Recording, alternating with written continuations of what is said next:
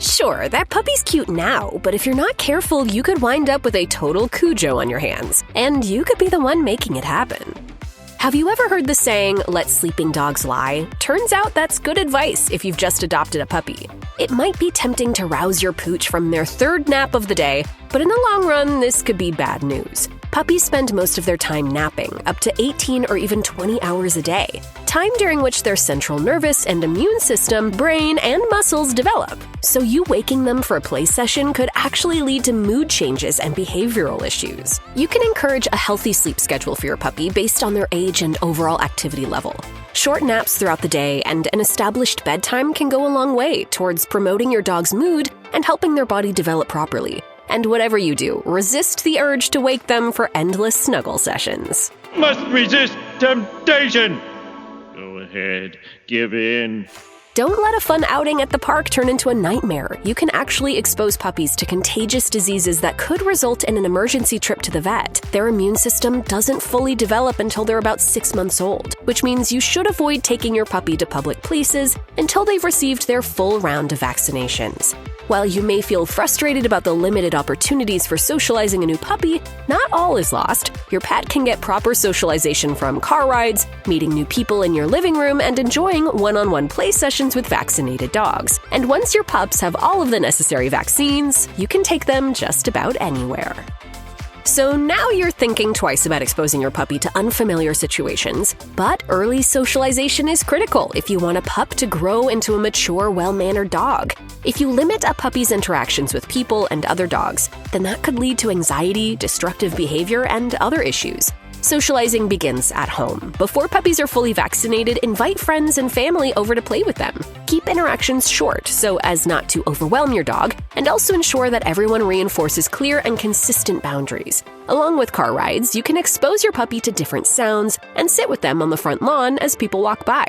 After a full round of vaccination, you can increase the socialization load by going to dog-friendly public places and puppy training classes. These activities will fulfill the canine need for stimulation while also building a healthy foundation of social habits. It's easy to unintentionally encourage rough play with puppies, especially when they're just a few months old. Their excitability is often too much to resist after all, but this can become a big issue as they get older. While it might be fun to roughhouse with 8-week-old boxers, it could feel like squaring off against an actual heavyweight champion when they're just a little bit older. I'll baste your turkey! Puppies learn what is and isn't acceptable during playtime. If you allow nipping, biting, and aggressive play, then you encourage that behavior as they mature. Not only will you be constantly covered in bite marks, but other dogs could interpret rough play as a threat, and the last thing you want is a fight. So set firm boundaries by ending playtime the moment it gets too rough. With repetition, patience, and positive reinforcement, your puppy will understand that rough play is not okay.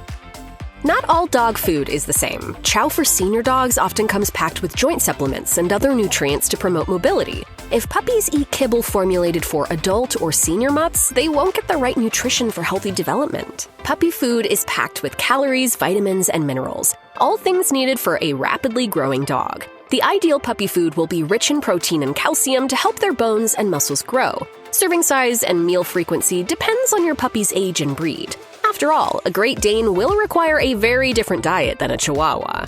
When did you get your horse? Vet appointments aren't just for sick dogs, they're also essential to ensure that puppies develop properly and get their necessary vaccines. If you've acquired a dog from a reputable breeder or shelter, it will probably already have its first round of shots. From this point forward, puppies should get additional top-up vaccines every 3 or 4 weeks until they reach 4 to 5 months old.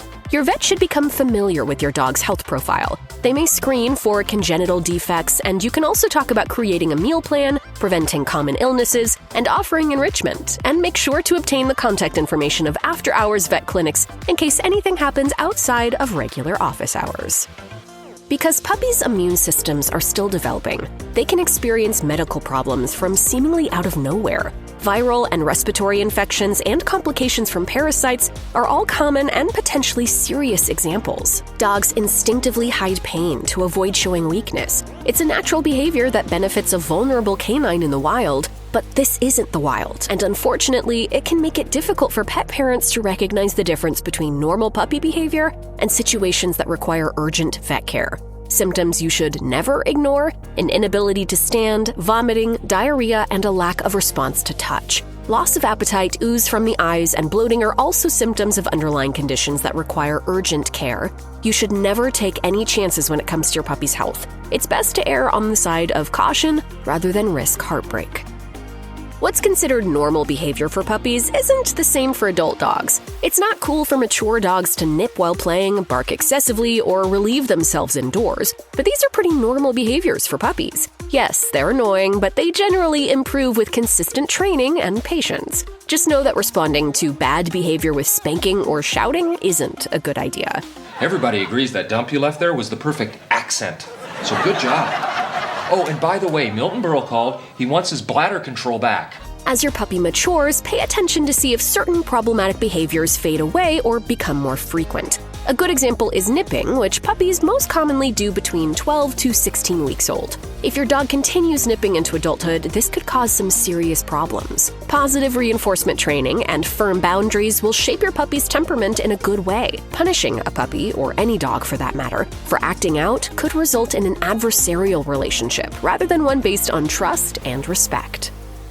If you're like a lot of new dog owners, then you just can't resist those sad puppy dog eyes. You find yourself helpless feeding them table scraps, playing past their bedtime, or encouraging aggressive play. Alas, this all ultimately does more harm than good. You're essentially your puppy's parent. They're looking to you for guidance on how to navigate this new world. If you feed them from your plate, then you're blurring the line between what's your food and what's theirs, and it could lead to counter-surfing and resource guarding. Reinforcing boundaries and discouraging bad behaviors starts with you. If you don't want your dog to sleep in your bed, then don't let them, even if they whine. And if you don't want your dog to beg at the table, then don't give them anything from your plate. Nothing from you!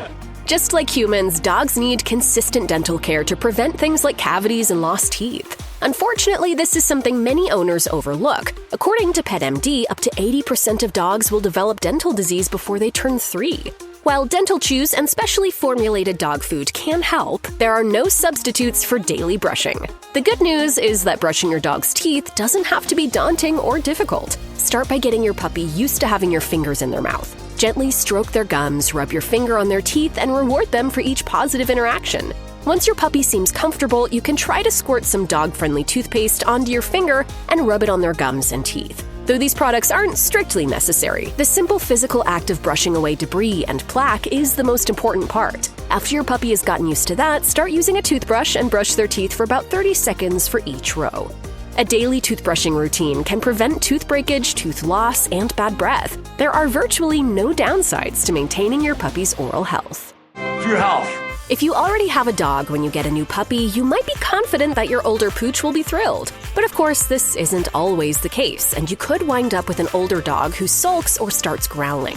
The last thing you want is to overwhelm them. A stressful introduction could make things worse for both dogs down the road. Introducing dogs to each other takes time, even if both have good temperaments. After all, how would you feel if you came home one day to a new permanent roommate without being consulted about it beforehand? Oh, now you know I hate change. The first interactions between dogs will lay the foundation for the rest of their relationship, so it's important to ensure things get off on the right paw. Keep the initial meeting brief and monitor for signs of stress like raised hackles, stiff bodies, and exposed teeth. Paying attention to your dog's behavior will let you know when to increase the length of these encounters. If the older dog initiates play, then that's a good sign. Don't be alarmed if your older dog growls at first. It's a canine way of setting boundaries and lets the puppy know what's not acceptable. It's also okay if your dogs don't become best friends. Some can live in the same house as each other for years and never form a close bond while still comfortably cohabitating. According to the ASPCA, you should only crate a puppy for 1 hour per every month that they've lived. So you shouldn't crate a 3-month-old for more than 3 hours. It would certainly be cruel to keep a puppy locked up all day, but crate training is just the opposite when properly done. It can help with separation anxiety as well as housebreaking. Don't think of a crate as a prison. If it's lined with toys, pillows, and blankets, then it's a safe place that puppies can truly call their own. If you're away at work, it's also a safe spot for them to avoid getting into trouble. And if it's the 4th of July or other fireworks-heavy holiday, it can be a secure space for them to hide from the sound. We're under attack! We gotta find cover! Crate training is a step-by-step process that begins by allowing your puppy to interact with the crate in a neutral setting. Let them venture inside without the door closing, as they smell it and nibble at the metal bars. Keep them in there along with their favorite items and leave them be for short periods, increasing the length over time. With patience and positive exposure, puppies will begin to think of their crate as a second home.